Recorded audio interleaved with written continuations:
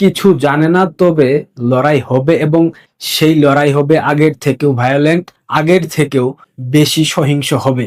কি লড়াই হবে, কিভাবে হবে, কোন প্রেক্ষাপটে হবে, কোন পদ্ধতিতে হবে, সেটা পিনাকি না জানলেও আমরা ঠিকই জানি। গতকাল ছাত্রদের স্লোগানের ভাষা দেখেছেন তো? কোনো কথা নাই, কিছু নাই, হঠাৎ শিক্ষামন্ত্রী মিলনের পদত্যাগ। অবশ্যই এটা যৌক্তিক, কিন্তু পদত্যাগ চাওয়ার ভাষা যৌক্তিক কোনো ভাষা না। আজকে মিলনের পদত্যাগ চাইছে, দুদিন পর তারেক রহমানের পদত্যাগ চাইবে না এর নিশ্চয়তা নাই। এবং নিশ্চিতভাবে বলতে পারি, দুদিন পর অন্য একটা ইস্যু সামনে এনে তারেক রহমানের পদত্যাগ চাইবে এই শিক্ষার্থীরা। এই আন্দোলনকে কেন্দ্র করে নাসিরউদ্দিন পাটোয়ারি কি বলে দেখেন। শিক্ষার্থীদের সাথে বেশি তো টাঙ্কি বাঙ্কি করবেন না। ছাত্রদের সাথে টাঙ্কি পাঙ্কি চলবে না। টাঙ্কি পাঙ্কি নতুন দুইটা শব্দ বাংলা অভিধানে যুক্ত করার জোর দাবি জানাচ্ছি। এ ধরনের শব্দ আপনারা কখন শুনেছিলেন? মনে পড়ে না? হাসনাত আব্দুল্লাহর একটা বক্তব্য দেখেন। শিক্ষামন্ত্রী, আপনি যাদেরকে ফার্মের মুরগি বলছেন, এই ফার্মের মুরগিরা রাস্তায় এসেছে বলে আজকে শিক্ষামন্ত্রী হয়েছেন। এই ফার্মের মুরগিরা রাস্তায় নেমে এসেছে বলেই শিলং থেকে এসে সংবিধান বিশেষজ্ঞ হয়েছে। দেখেন কিভাবে আন্দোলনে উস্কানি দিচ্ছে। এই যে উস্কানির ভাষা, এই যে আন্দোলনের ভাষা, শিক্ষার্থীদের স্লোগান, এগুলা কখন দেখেছিলেন আপনারা? সবশেষ 2024-এর জুলাই মাসে, এবং সেই পরিণতি হয় 2024 সালের 5 আগস্ট। একই প্রেক্ষাপটের দিকে আগাচ্ছে শিক্ষার্থীদের এই আন্দোলন। অনেকেই বলবেন আমাদের তো খুশি হওয়া উচিত, আমার খুশি হওয়া উচিত, শিক্ষার্থীরা তারেক রহমানের পদত্যাগ চাইবে, তাই না?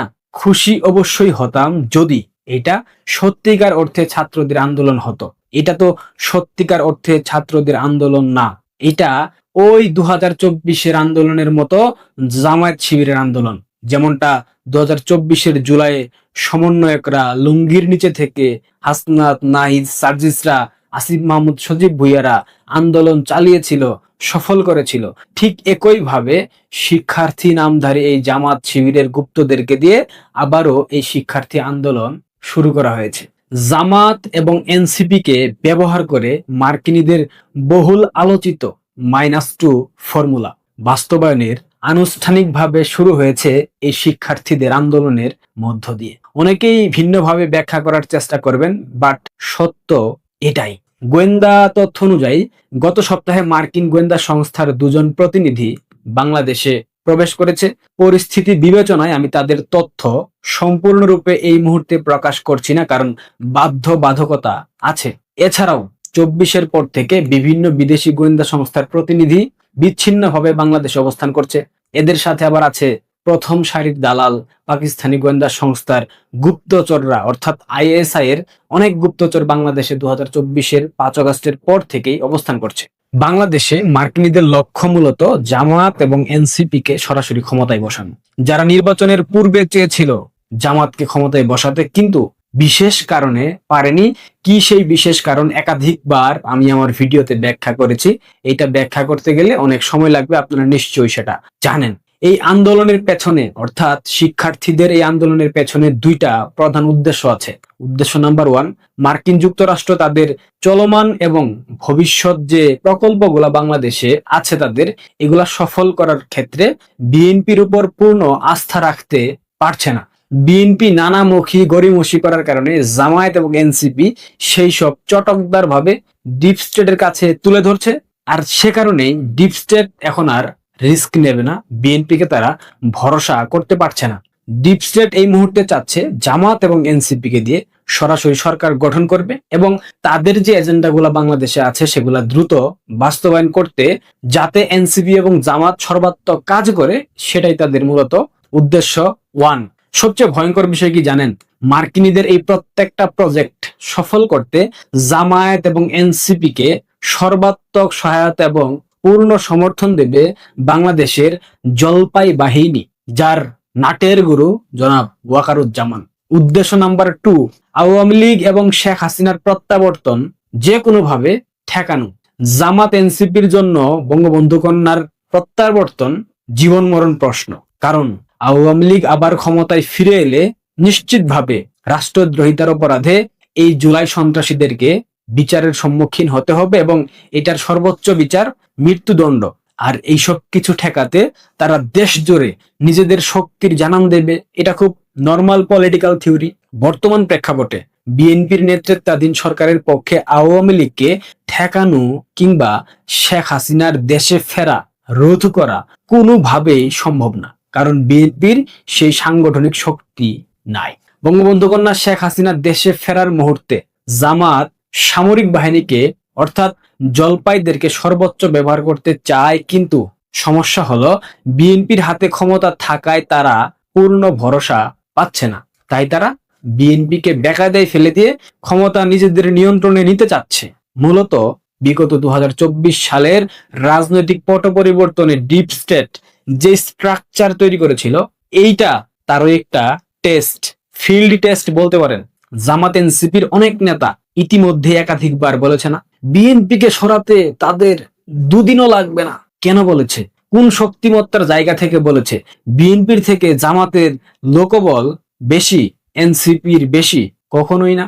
চলমান পরিস্থিতি অর্থাৎ বর্তমানের এই ছাত্র আন্দোলন মূলত সেই মিশনের ইঙ্গিত দিচ্ছে, যা সরাসরি মার্কিন ইন্টেলিজেন্স দ্বারা পরিচালিত হচ্ছে। তারেক রহমান তার সাম্প্রতিক মালয়েশিয়া এবং চীন সফর থেকে ইতিবাচক কিচ্ছু করতে পারেনি, কোনো কিছুই রাষ্ট্রের জন্য বয়ে আনতে পারেনি। চীন সফরে গিয়ে তারেক রহমান মার্কিন দূত হিসেবে ভূমিকা পালন করেছেন, কিন্তু করতে গিয়ে অতিরঞ্জিত হয়ে একটা ব্লান্ডার করে ফেলেছেন। তিনি সেখানে গিয়ে চীনকে প্রতিশ্রুতি দিয়ে এসেছেন চীনের 20টা যুদ্ধবিমান বাংলাদেশ কিনবে। চীন সফর থেকে তারেক রহমান একদিকে যেমন শূন্য হাতে ফিরেছেন, একইভাবে আমেরিকার স্বার্থ উদ্ধার হয়নি। তার উপর মরার উপর খাড়ার ঘা, তিনি চীনকে প্রতিশ্রুতি দিয়েছেন যুদ্ধবিমান কেনার, যেটা মার্কিনীদের হাতে লেগেছে। মার্কিনীদের ম্যান্ডেট নিয়ে তারেক রহমান ক্ষমতায় বসলো। ক্ষমতায় বসার পর প্রথম সফর হলো চীন সফর। চীন সফরে গিয়ে আবার চীনের সাথে অতিরিক্ত যোগাযোগ, অতিরিক্ত প্রেম প্রীতি, আবার যুদ্ধবিমান কেনার প্রতিশ্রুতি, এইটা মার্কিনীরা তাদের নিজেদের স্বার্থ বিরোধী মনে করছে এবং সেই জন্যই নতুন চক্রান্ত বাংলাদেশে শুরু হয়ে গেছে।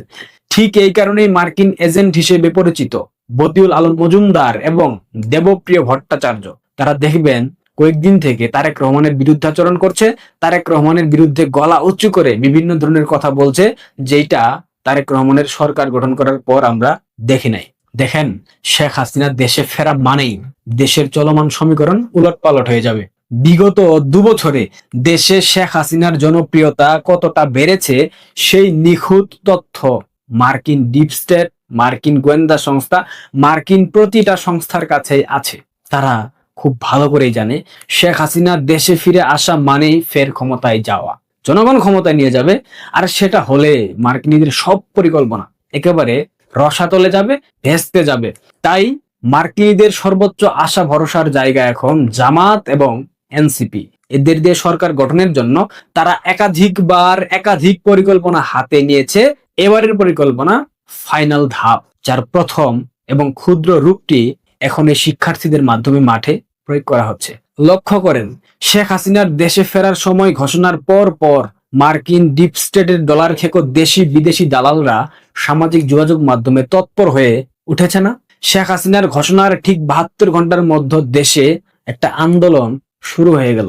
বন্যা, এইচএসসি পরীক্ষা পেছানো এবং পরীক্ষার্থীদের ফার্মের মুরগি বলার যে ইস্যুটা গতকাল হয়েছিল, সেই ইস্যুটাকে কয়েক ঘন্টার ব্যবধানে মার্কিন ডিপ স্টেট ক্যাশ করে ফেলেছে। সারা দেশ জুড়ে চলা শিক্ষার্থীদের আন্দোলনের পেছনে রয়েছে জামাত এনসিপির গুপ্ত অংশ এবং 2024-এর চক্রান্তে যেই ব্যবহার করা স্ট্রাকচার, সেই পুরনো স্ট্রাকচার আবারও সামনে এনেছে ডিপ স্টেট।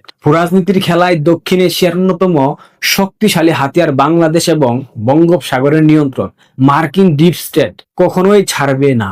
আর এই মিশনে তাদের 2 বিশ্বস্ত সহযোগী হলো বিএনপি এবং জামাত ও এনসিপি। তবে এক্ষেত্রে আমেরিকার চোখে তাদের বড় পুত্র বিএনপি কিছুটা মূর্খ, বোকা। তাই আমেরিকার প্রথম পছন্দ এবং ভরসার জায়গা এখন ছোট্ট পুত্র জামাত এবং তাদের সৃষ্টি করা নাতিপুতিদের উপর, অর্থাৎ এনসিপির উপর। বিএনপিকে আগামী 72 ঘন্টার মধ্যে জামাত এবং জামাতের নিয়ন্ত্রণে থাকা সেনাবাহিনীর সেই অংশের সাথে বৈঠকে বসতে হবে এবং এই বিষয়টাকে নেগোশিয়েট করতে হবে। মার্কিনীদের স্বার্থ রক্ষার যে বিষয়টা, জামাত যা বলবে তাই বিএনপিকে মেনে নিতে হবে, এমনকি সেনাবাহিনীও সবকিছু মেনে নেওয়ার জন্য তারেক রহমানকে প্রচন্ড চাপ দেবে। বিএনপি জামাতের সাথে সমঝোতা করুক বা না করুক, আগামী 6 মাসের মধ্যে বিএনপি রাজনৈতিকভাবে দেউলিয়া হয়ে যাবে। জামাত বিএনপিকে সম্পূর্ণরূপে খেয়ে ফেলবে। হয়তো বাইরে একটা দৃশ্যমান কিছু দাঁড়িয়ে থাকবে, তারেক রহমান হয়তো ফের লন্ডনে চলে যাবেন, যেহেতু তিনি এখনো লন্ডনের অর্থাৎ ইংল্যান্ডের পাসপোর্টধারী। কিন্তু আভ্যন্তরীণ ভাবে অর্থাৎ ভেতরে বিএনপির কোনো অস্তিত্ব আর থাকবে না। তারা পরিণত হবে জামাতের একটি ক্ষুদ্র অংশীদারে, যেমনটা এনসিপি। এখন প্রশ্ন হলো, এসবের চূড়ান্ত পরিণতি কি হবে? আসল খেলাটা হবে জামাত এনসিপি বনাম আওয়ামী লীগ, এবং সেই লড়াইয়ে সেনাবাহিনী এবং বিএনপি জামাতের অঙ্গ সংগঠন হিসেবে ভূমিকা পালন করবে, এবং এটা করবে তাদের নিজেদের অস্তিত্ব রক্ষার জন্য। অর্থাৎ জামাত এনসিপির সাথে আওয়ামী লীগের যে খেলাটা হবে, অর্থাৎ মৌলবাদী শক্তির সাথে স্বাধীনতার পক্ষের শক্তির যে খেলাটা হবে, এই খেলায় জামাতের অঙ্গ সংগঠন হিসেবে ভূমিকা পালন করবে বাংলাদেশের জলপাই বাহিনী এবং বিএনপি। কিন্তু শেষ পর্যন্ত আওয়ামী লীগ এবং দেশের সাধারণ জনগণের সম্মিলিত প্রতিরোধের মুখে তারা পরাজিত হবে, লেজ গুটিয়ে পালাবে, এবং আগামী কয়েক দশকের জন্য এদেশ থেকে বিএনপি এবং জামাতের রাজনীতি নিশ্চিহ্ন হয়ে যাবে। এটাই চূড়ান্ত বাস্তব। বুঝলে বুঝপাতা, না বুঝলে তেজপাতা। আশা করি অনেকেই বুঝেছেন। যারা বুঝেন নাই, দ্বিতীয়বার দেখবেন, বুঝবেন। পারলে ভিডিওটা শেয়ার করবেন, চ্যানেলটা সাবস্ক্রাইব করবেন। 2টা পেজ আছে, যদি ভালো লেগে থাকে দয়া করে ফলো দিন, তাতে আমার উপকার হয়।